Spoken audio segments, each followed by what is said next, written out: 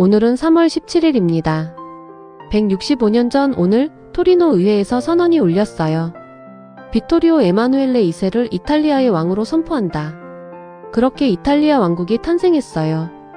그런데 이 나라가 만들어지기까지의 과정이 정말 드라마틱해요.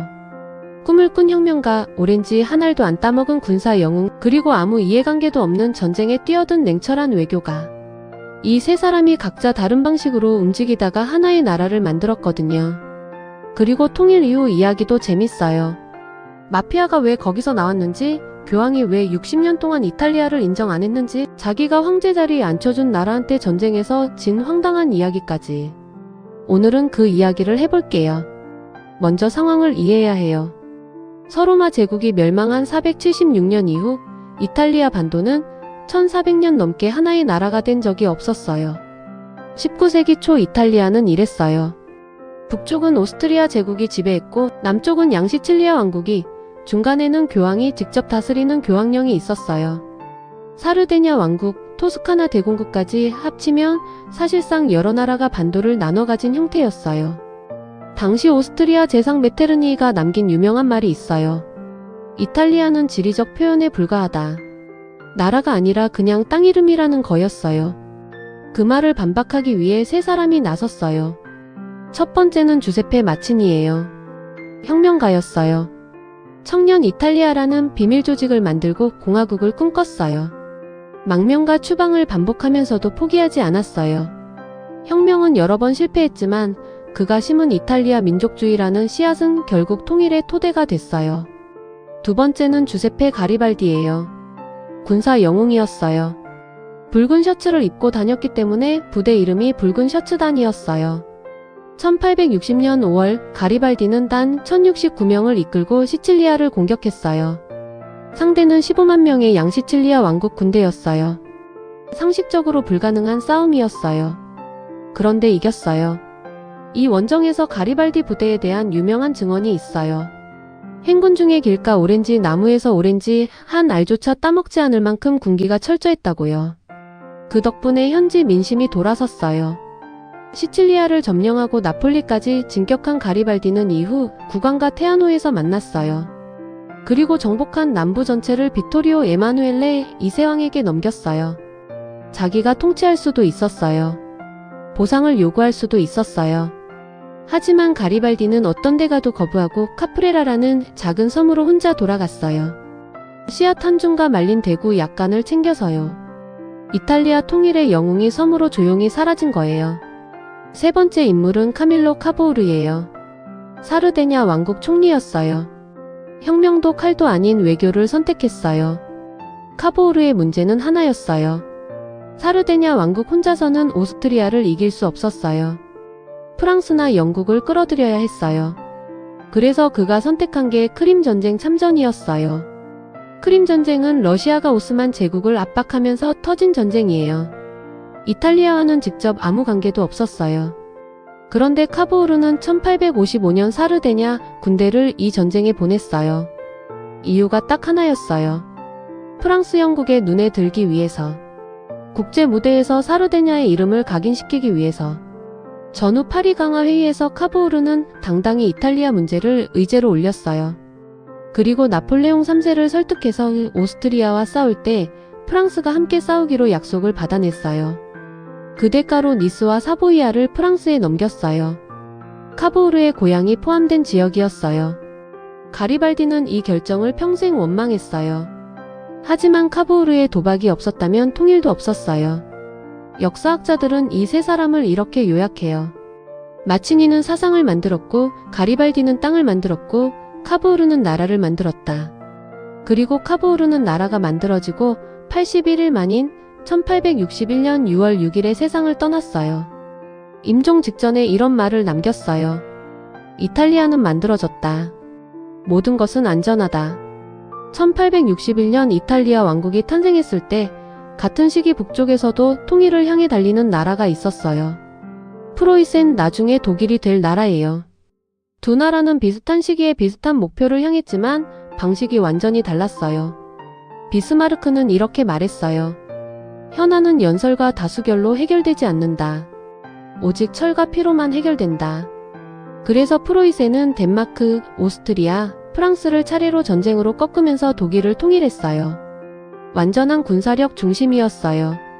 반면 이탈리아는 혁명가, 군사 영웅, 외교가가 각자 다른 방향으로 당기다가 통일했어요.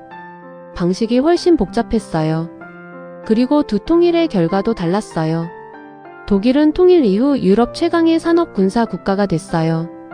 이탈리아는 통일됐지만 남북 격차, 정치 불안, 마피아 문제가 이어졌어요. 비스마르크는 철저하게 프로이센을 중심으로 통일했어요. 강력한 하나의 중심이 있었어요. 이탈리아는 중심이 셋이었어요. 방식이 민주적이었지만 내부 결속은 약했어요. 1861년 3월 17일 이탈리아 왕국이 선포됐어요. 그런데 통일이 완성된 게 아니었어요. 베네치아는 아직 오스트리아 손에 있었고 로마는 교황이 다스리고 있었어요. 베네치아는 1866년에 획득했어요. 프로이센이 오스트리아와 싸울 때 이탈리아도 함께 싸웠고 이긴 프로이센 덕에 넘겨받았어요. 로마는 1870년 프로이센과 프랑스 전쟁 때문에 로마 주둔 프랑스군이 철수하면서 이탈리아가 점령했어요. 그렇게 로마가 수도가 됐어요. 로마를 잃은 교황 비오 9세는 이탈리아 왕국을 인정하지 않았어요. 그는 자신을 바티칸의 포로라고 선언하며 바티칸 밖으로 한 발자국도 나가지 않겠다고 했어요. 이탈리아 가톨릭 신자들에게 선거에 참여하지 말라고 명령했어요. 이 갈등이 무려 60년 동안 지속됐어요. 해결된 건 1929년이에요. 무솔리니 정권이 교황청과 라테라노 조약을 체결하면서 바티칸 시국이 독립국가로 인정됐어요. 면적 0.44제곱킬로미터.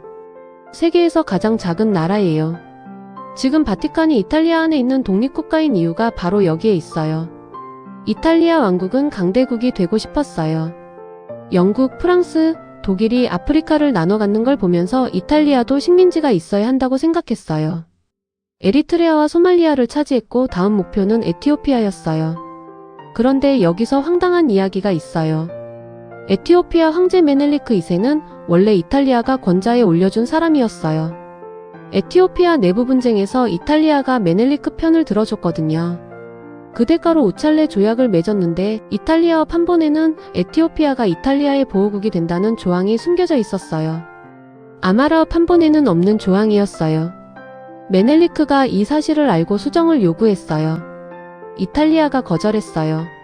1896년 3월 1일 아도와 전투. 이탈리아군 약 1만 7천 명 대 에티오피아군 약 10만 명. 이탈리아군은 하루 만에 박살났어요. 사망자 7,000명, 포로 3,000명 이상이었어요. 아프리카 국가가 유럽 제국을 상대로 완전한 승리를 거둔 최초의 사례였어요. 이 굴욕이 이탈리아에 남았어요. 40년 뒤 무솔리니가 에티오피아를 다시 침공할 때 독가스까지 쓴 배경에는 이 수치가 깔려 있었어요. 통일 이후 이탈리아에는 큰 문제가 생겼어요. 남북 격차였어요. 북부 밀라노, 토리노는 산업화가 빠르게 진행됐어요.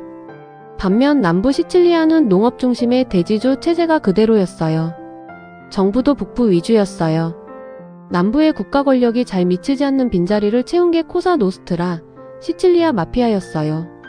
원래 국가가 약한 지역에서 지주의 재산을 관리하는 사설보호 조직으로 시작했는데 점점 커지면서 정치와 건설까지 파고들었어요. 1880년에서 1914년 사이 약 1,400만 명이 이탈리아를 떠났어요. 대부분 남부 출신이었어요. 그들이 뉴욕에서 만든 조직이 미국 마피아의 뿌리가 됐어요. 이탈리아 통일이 미국 마피아를 만든 셈이에요. 이탈리아 왕국은 1861년에 시작해서 1946년에 끝났어요. 끝이 된 이유는 무솔리니예요. 무솔리니가 파시즘 정권을 세울 때 당시 국왕 비토리오 에마누엘레 3세가 승인했어요. 2차 세계대전에서 패하자 국민들은 왕실도 파시즘의 공범이라고 봤어요. 1946년 5월 국왕이 아들 움베르토 2세에게 왕위를 넘겼어요. 그리고 6월 2일 왕정과 공화국 중 하나를 선택하는 국민투표가 열렸어요. 공화국 54%, 왕정 46%. 이탈리아 공화국이 탄생했어요. 움베르토 2세의 재위기간은 34일이었어요. 그래서 그를 5월의 왕이라고 불러요. 그는 포르투갈로 망명해서 1983년까지 이탈리아 땅을 밟지 못했어요. 왕실 남성 후손의 귀국 금지가 풀린 건 2002년이에요. 1861년 3월 17일 이탈리아 왕국이 탄생했어요. 사상가, 군사 영웅, 외교가가 각자의 방식으로 움직여서 만든 나라였어요. 그런데 나라를 만든 카보우르는 81일 만에 세상을 떠났고 영웅 가리발디는 아무 보상도 없이 섬으로 돌아갔어요. 통일은 됐지만 남북 격차, 마피아, 교황과의 갈등, 아도아의 굴욕, 파시즘, 왕정 붕괴까지. 통일은 끝이 아니라 새로운 문제의 시작이었어요. 그리고 그 문제들은 지금도 완전히 해결되지 않았어요. 오늘도 시청해주셔서 감사합니다. 다음엔 또 다른 이야기로 찾아올게요.